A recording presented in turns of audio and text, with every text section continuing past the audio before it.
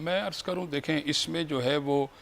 زیادہ سے زیادہ نفلی عبادات کا اہتمام کیا جائے، اس میں نماز صلاۃ التسبیح کا اہتمام کیا جائے، جو کہ آپ صلی اللہ علیہ وسلم نے نماز صلاۃ تسبیح اپنے چچا حضرت عباس سے فرمایا کہ ہو سکے تو آپ اسے روز پڑھیں، روز نہیں پڑھ سکتے تو ہفتے میں ایک بار پڑھیں، ہفتے میں ایک بار نہیں پڑھ سکتے تو مہینے میں ایک بار پڑھیں، مہینے میں نہیں پڑھ سکتے تو سال میں ایک بار پڑھیں، اگر سال میں نہیں پڑھ سکتے تو کم از کم زندگی میں ایک بار پڑھ لیں، اس کا بہت بڑا اجر و ثواب ہے۔ تو ہمیں اس میں نماز صلاۃ تسبیح کا اہتمام کرنا چاہیے، اور اگر وقت ہو اجازت دے تو آپ مجھے بتائیے، میں اس کا طریقہ بھی بتا دوں گا۔ جی آپ طریقہ بتا جی، دیجیے۔ نماز صلاۃ تسبیح جو ہے یہ 4 رکعت نماز ہوتی ہے اور نفل کے مانند ہوتی ہے۔ اسے جو ہے ہم اس کا جو پڑھنے کا طریقہ ہے وہ آپ عموماً مساجد میں اس کی جماعت بھی ہوتی ہے، آپ جماعت کے ساتھ جا کر کے پڑھیں تو زیادہ بہتر ہے، اور اگرچہ انفرادی طور پر میری مائیں اور میری بہنیں، میری بیٹیاں مجھے سن رہی ہیں، وہ یقیناً اپنے گھروں کے اندر اس کی ادائیگی کا اہتمام کریں،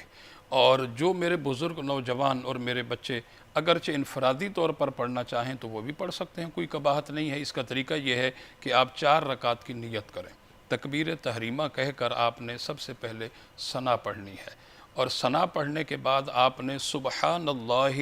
والحمد للہ ولا الہ الا اللہ واللہ اکبر، یہ تیسرا کلمہ ہے اور اس کو یہاں تک پڑھنا ہے، پورا نہیں پڑھنا۔ سبحان اللہ، میں پھر سے پڑھ دیتا ہوں، سبحان اللہ والحمد للہ ولا الہ الا اللہ واللہ اکبر، ہم نے اس سے 15 بار پڑھنا ہے ثنا کے بعد۔ اس کے بعد ہم نے اعوذ باللہ من الشیطان الرجیم پڑھنا ہے، تسمیہ بسم اللہ الرحمن الرحیم، پھر سورۃ الفاتحہ، اور کلام الرحمن کی جو بھی آیات یاد ہیں وہ اپنی آسانی سے وہ پڑھ لیں، کوئی سورت آپ تلاوت کر لیں، پھر قیام میں کھڑے کھڑے 10 بار یہی تسبیح ہم پڑھیں گے، سبحان اللہ والحمد للہ ولا الہ الا اللہ واللہ اکبر۔ پھر اس کے بعد ہم نے اللہ اکبر کر کے رکوع میں جانا ہے، پھر سب سے پہلے ہم نے رکوع کی تسبیح پڑھنی ہے، اور رکوع کی تسبیح کے بعد پھر یہی تسبیح ہم نے 10 بار، پھر رکوع سے ہم قیام کی طرف لوٹیں گے، پھر کھڑے کھڑے یہی تسبیح 10 بار، پھر ہم نے اللہ اکبر کر کے سجدے میں جانا ہے، سب سے پہلے سجدہ کی تسبیح، اور اس کے بعد پھر یہی تسبیح 10 بار،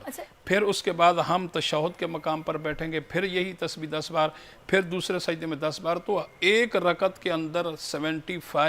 75 بار ہم نے یہی تسبیح پڑھنی ہے، اور 4 رکعت کے اندر 300 بار ہم نے مکمل کرنا ہے۔